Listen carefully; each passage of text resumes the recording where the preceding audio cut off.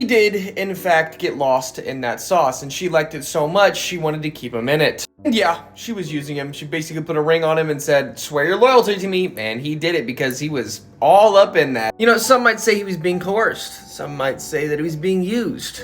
All I can really say is, at least the boy cracked. And guess what? The best thing out of all of this, she still wants him to crack more. You know, now that I'm really thinking about it, it's not that big of a loss. Homie here was freaking out because he thought his entire freedom was gone. But he's not looking at the bigger picture. And that's his problem. Hector, that is your problem. Also with that, I would also like to elaborate on the Alucard aspect. I don't know what in the hell that instance was at his castle when all of that was happening. That was weird.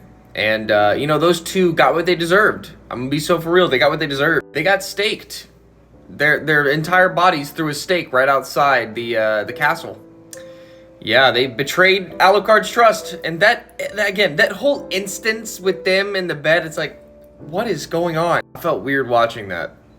I almost skipped through it. And then you have Trevor and Sypha fighting for their lives in a town with the gates of hell opening. It's like two different things. Those two are doing whatever. They're getting inside everything, when these two are fighting for survival. I will say though, that final sequence or that final fight between the thing that was crucified, or the night creature that was crucified, and Trevor, pretty cool. The entirety of this scene versus this night creature I thought was really cool, especially that last part, which I will elaborate on a different video.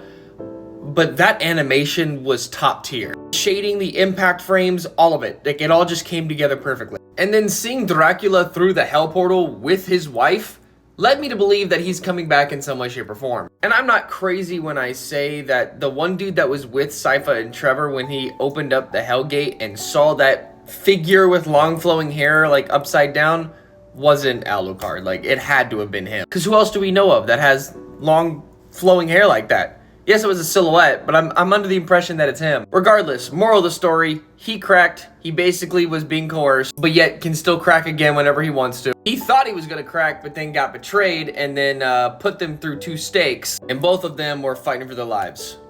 I think that took a turn for the worst. I was not expecting any of that to happen.